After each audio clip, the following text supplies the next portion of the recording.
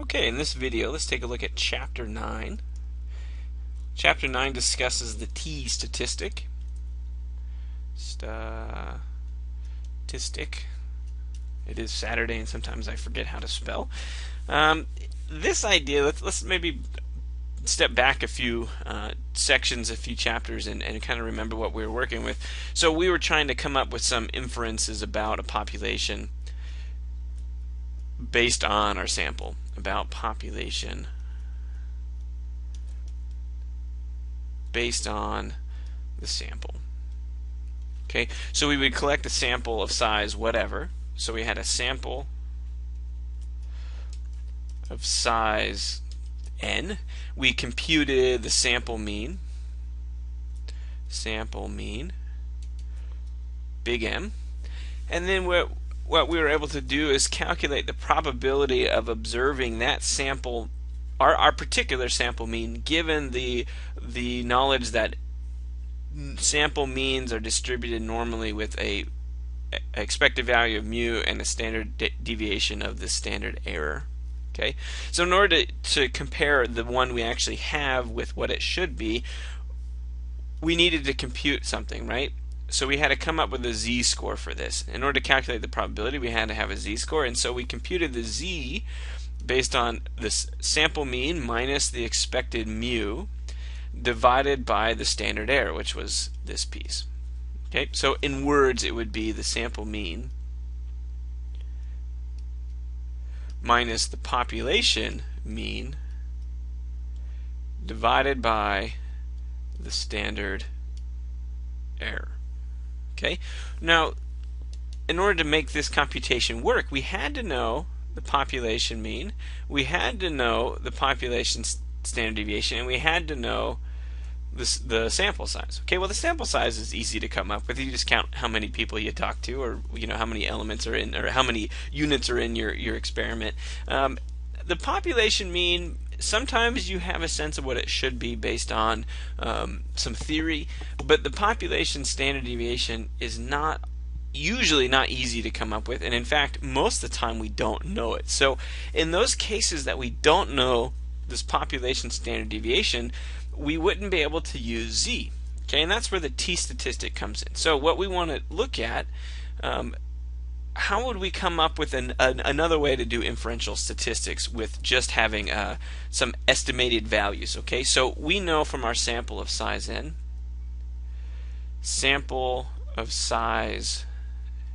n, we can calculate the sample mean, we can calculate the sample variance. Okay, from those calculations, could we build a system of coming up with an inference about the population? And sure enough, we're already using the sample mean to estimate mu, and it's a very nice clear connection that s squared is estimating the population variance. So in those cases that we don't know this, how could we implement the s squared as our approximate value? Okay, so what we want to consider here is that the computation of s squared it's the sum of squares divided by n minus 1. Okay, and I want to focus in on the n minus 1. Okay, we called this the degrees of freedom earlier. Degrees of freedom in chapter 4, I believe. Okay, and what that was telling us is that if we had our sample and we had all but one of the values, we could replace that one unknown value with the sample mean and then come up with that unknown value. So in other words, we could run all of these statistics without having the full list of observations, provided we had the sample mean, which we will have. We have to have the sample mean. And so the degrees of freedom is just saying that you have only one observation that's locked in based on the sample mean, and then the other n minus 1, you could change them around in such a way that the sample mean would not change. Okay, so the degrees of freedom. And so, we looked at it as our way of making sure s squared was an unbiased estimate of population variance, but we're going to use it now as kind of the guidepost to see how accurate or how close we are to what we should be. Okay, so the idea behind the t-statistic t-statistic, you have to be describing a population with a normal you have to be describing a population that is normally distributed. Okay, so there's some key assumptions here, and by the way, I'm referencing top of page 259. So we have to have a normal population. Well, maybe I'll say normally distributed population. And when we collect our data, the sample values must be independent. So sample observations must be independent. Okay? In other words, if you observe one value, that's not going to tell you anything about the next value. Okay, so knowing one value doesn't necessarily dictate what the next value will be. So if we have these two conditions, which is pretty easy to come up with for the sample mean, because the sample mean we know is normally distributed, and each sample is going to be independent because we're doing a random sample, and so both conditions are met. And what's going to happen with the t-statistic is we will use s squared to estimate population variance. Okay, so s squared came with its own little description, which we had degrees of freedom, which is n minus 1. So this is how we're going to describe the t-statistic. Okay, so it's pretty interesting. The t-statistic is really similar to a normal distribution. In fact, the shape of the t-curve, if you were to draw the graph of the t-distribution, it's really similar to the normal curve, but there are some slight differences, namely that it has fatter tails and it's not quite as tall. So if we have a t-score, we're going to replace sigma over root n. We're going to replace this s over square root of n. Okay, and that's going to be the nice even exchange. And so this here is what we're going to call our sample standard error. Okay, and what's really nice about the t distribution is that it's only dependent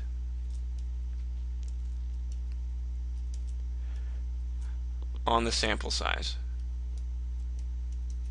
In other words, the n minus 1, if you have the sample size, you take away 1, and that will be your degrees of freedom. And I'll write degrees of freedom from now on as just a lowercase df. There we go. So, and that makes sense. If you think back to the central limit theorem, the closeness, or how close the sample mean would be to the true mean, that was going to be dictated by that standard error. And as you increased your sample size, well, then the standard error got smaller, and therefore the sample mean was a closer estimate to the population mean. So t is going to become closer and closer to being normally distributed, or it's going to look closer and closer to the normal distribution as we increase the size of n. Okay, so typically we want to guarantee that we have a normal distribution and our sample size is greater than, let's say, 20, 25, 30, depending on the context. But if you know for a fact that your sample is normally, or the population that you're sampling from is normally distributed, then we can disregard the kind of size of the sample. So let's look at this. The t-score, or the t-statistic, looks like this. So t will be equal to your sample mean m minus your your population mean, divided by this standard error now. Okay, the sample standard error. And the t always comes with this degrees of freedom. Okay, so later on we'll do an example, and I hope to make that idea clear. Okay, so let's think about this. Let me switch a page here. There's a couple things that we need to consider with t. We need to consider that we have to know the sample size. We have to know the standard deviation, the sample standard deviation, and we have to know our sample mean. We are going to make the assumption that the sample means are normally distributed because of the central limit theorem, and that will be kind of the basis of all of this. So let's take a look at an example, and as we do this example, I want to pull in the estimated Cohen's d for effect size, and I also want to pull in the R squared, the amount of variation described by our statistic. Okay, so let's look at, let's see, page 276, and let's look at number 12. Right now you can read through this on your own, maybe pause the video and read through number 12. But the premise behind this example is, do eye spots or the presence of eyes influence behavior in animals? And so what they did is they took birds and released them. They had 9 birds, and they put them into 2 different chambers for a total of 60 minutes, right? So released them into the 2 chambers collectively for 60 minutes. And what they would expect to see, they should see that the birds spend an even amount of time in both. Okay, but the difference between the 2 chambers, one of them had eye spots painted on the wall. So what they're really testing, right, so here's our hypothesis test. Our initial assumption is that the average time spent between the 2 rooms should be 30 minutes. So in other words, the eye spots have no effect on birds' chamber preference.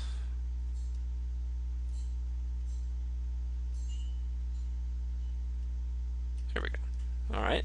I think there's another R that I'm missing in here, but that's okay. But you know what? We know from other experiences or some reason to suspect that eye spots should affect things. So our second hypothesis, our alternative hypothesis, is that the mean is actually not going to be 30 minutes. And again, this is called a two-tailed test. In other words, it might be less than 30, it might be greater than 30, but it's not going to be even. So in other words, we think the difference in the rooms will influence the birds. It might be that the eye spots attract the birds. It might be that the eye spots push the birds away and they don't want to be in those rooms. Okay, so we're going to make the more generic assumption that the mean is not going to be 30. Okay, so here we have some sample values from the problem. We know that the sample mean is 37 minutes. By the way, this is for time spent in plain room, in plain chamber. So in other words, they were spending 7 more minutes in the plain chamber than they were in the chamber with the eye spots. We had a sample size of 9 birds. Okay, so notice that we have no idea of what the standard deviation should be. Okay, so what we can do is estimate the standard deviation based on this information, and they provide the sum of the squares as 288. Okay, so for us, we're going to compute the t. So t, and by the way, our degrees of freedom would be 8. So I'll put degrees of freedom here, would be 8. So our t is going to be 37 minus our population mean of 30 divided by, well, the sum of squares, we need to come up with our estimate for s. So our sum of squares divided by n minus 1. So for us, this is 288 divided by 8, which turns out to be 36. So that means s is going to be, well, the square root of 36, so 6. So for this computation over here, we have s divided by the square root of 9. Okay, and when you do this computation, the t-score, the t-statistic that you get is 7 out of 3, which is about 2.33. Okay, so I might call this our t-test with degrees of freedom 8, which is 2.33. Okay, now there is a bit of a difference between the normal distribution and the t-distribution in terms of the tables in the back of the book. So if you reference table B.2, which is on page 575, this is the one for the t-distribution, you'll notice that it has 2 kind of top labels. One of them says 1 tail and the other one says 2 tail, the probability in the 2 tails. But there's not a in the field it's a bunch of t-scores, and on the column on the left it's the degrees of freedom. And so we don't have the same kind of setup like we did with the z-table, where you have the z-scores on the outside and then inside the field you have the probabilities. So we can't compute the p-value directly when we deal with the t-statistic. We can only reference whether a p-value is less than another value, okay, based on the table provided. So what we're going to do, and I mentioned this in the previous video, you can do a hypothesis test by comparing your p-value to the alpha that's given, or you can just compare the critical value, so whatever you have based on your significance level, to the test value, test statistic that you have. And so that's what we're going to do. We're going to compare our t-test with the t-critical value. So this one's going to be based on whatever alpha is given. Okay, so the problem setup is that we want to test this hypothesis that the treatment has no effect against the alternative that it does, and we're going to do a two-tailed test with alpha equaling 0.05. So if you flip back to page 575 and look at the table, and you see for a two-tail test, two-tail, degrees of freedom equaling 8, we see that the critical t is equal to 2.306. Now if we drew a picture of this,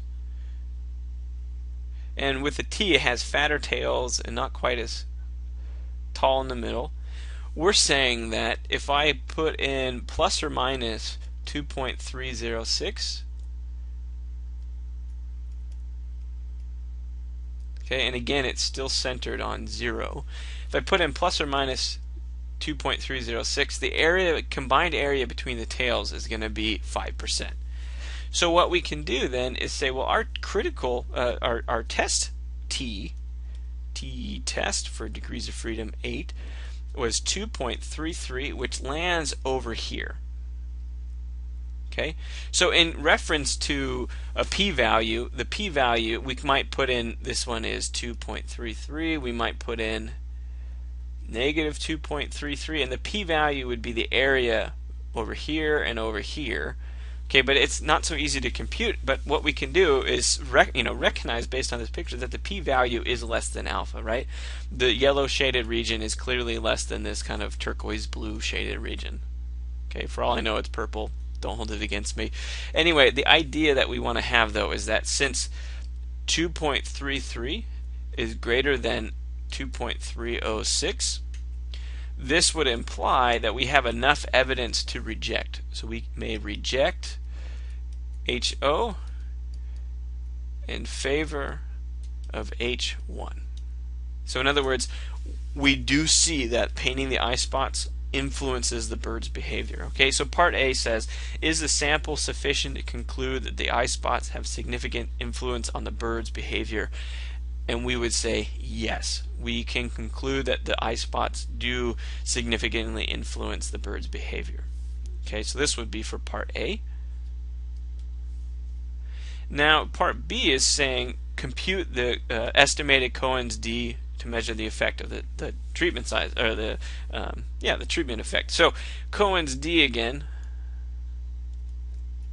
is the estimated mean minus the population mean divided by the standard error, the standard deviation. So it's regardless of the sample size, and we're going to estimate it. Instead of standard deviation, we're going to use the sample standard deviation.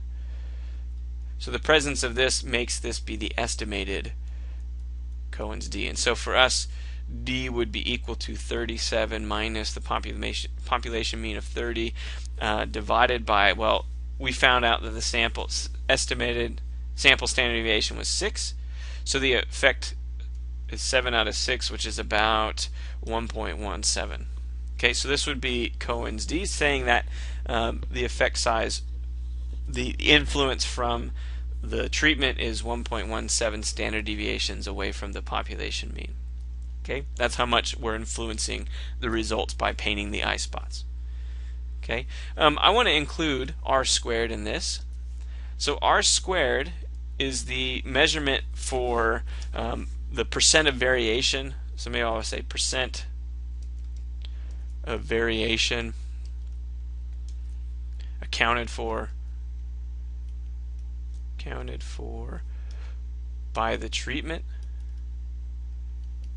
So the presence of the eye spots, what percent of the total variation was caused by that. And so the formula that we have, the nice formula, is we take our t value. This is the one we compute, so this would be 2.33, and we divide it by t squared plus the degrees of freedom. Okay, so for us, let me switch colors here. R squared would be equal to 2.33 quantity squared divided by 2.33 plus the degrees of freedom, so 8, which in our case gives us, I did the computation, it gives us 0.4043. So 40.4%, that's what R squared is. Okay. The third part of this question is asking for us to construct a 95% confidence interval. So let's recall again, a confidence interval is just the estimated range around our sample mean. So in other words, if we were to conduct 100 samples of size 9, in other words, if we were to do this experiment 100 times, we would see then that 95% of those contained an interval that had the population mean in it. Okay, so in other words, to construct a confidence interval,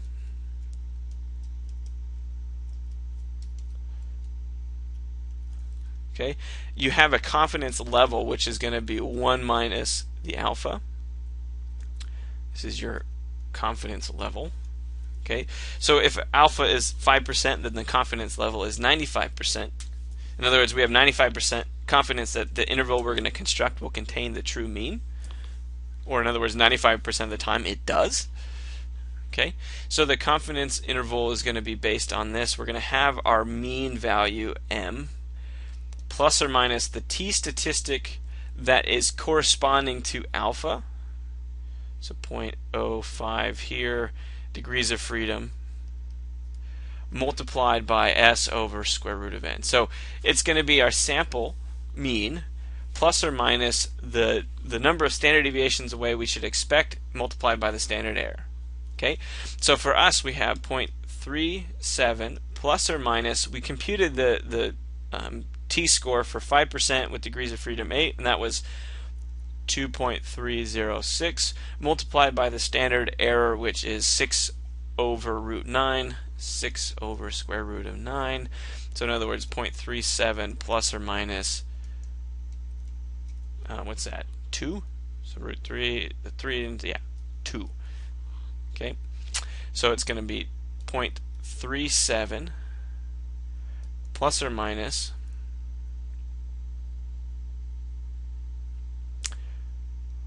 4. That doesn't seem right. 4.612. That does not seem right at all. Oh, 37, not 0.37, sorry. Not 0.37. There we go. 37 plus or minus 4.6 minutes. Okay, so you can do the subtraction and come up with a confidence interval, the lower bound and the upper bound. So in other words, give or take 4.6 minutes, around 37. So we could go as low as 37 minus that. So it's like 32.4 ish. I'm rounding. All the way up to 4.6 minutes above this, so that's 41.6. Okay, so we have 95% confidence that the true mean after the treatment should be in here. Okay, notice that the population mean that we were assuming for the confidence, for the hypothesis test was actually outside of this interval, and so often we actually just construct a confidence interval, and we could say with 95% confidence the true mean is in here, and then we can test ideas against it. So we test the idea that, well, maybe the true mean is 30, but notice that the mean 30 does not occur in this interval, so I have 95% confidence that this is not the true mean. Okay, in other words, 5% of the time it could be, but 95% of the time I know that it's not. Okay, so that's kind of a nice comparison between a hypothesis test and a confidence interval. Okay, if you have any questions on this stuff, I recommend working through examples in the book. The big idea for this t-statistic is that most of the time, well, almost all the time, maybe I'll say almost always, population variance is unknown. So because of that, we cannot use our traditional methods coming out of Chapter 8, cannot use a z-score. So we developed a t-statistic, which is only based on n-1, which is the degrees of freedom. Okay, so in other words, it's really just based on the sample size. And this t-statistic we can use in place of z. So we use in place of z, and realistically everything else goes the same way. In other words, our hypothesis test goes the same way, our construction of the confidence interval goes the same way. The only difference though is that the tables produced in the back of the book for t that table isn't as informative as the table for z. Now if you were using software, for example like Excel or some other statistical software, you could easily compute the p-value for a t, and it goes the same way. I mean, the setup is probability that t is greater than or equal to some t test. Whatever you get from that, that would be your p-value. Okay, and it's you know, with software it's not so bad, and the tables in the back of the book, the only thing we'd be able to say is that the p-value is less than 0.05 or between 0.01 and 0.05, something like that. We would never know exactly what it is, but we can give an interval containing it. So in other words, if we were doing a 5% significance level, it would be enough to reject, but if we were doing a 1% level, it would not be enough to reject. So this would be as close as we could get using the table provided in our particular book, close as we can get. Okay, grand.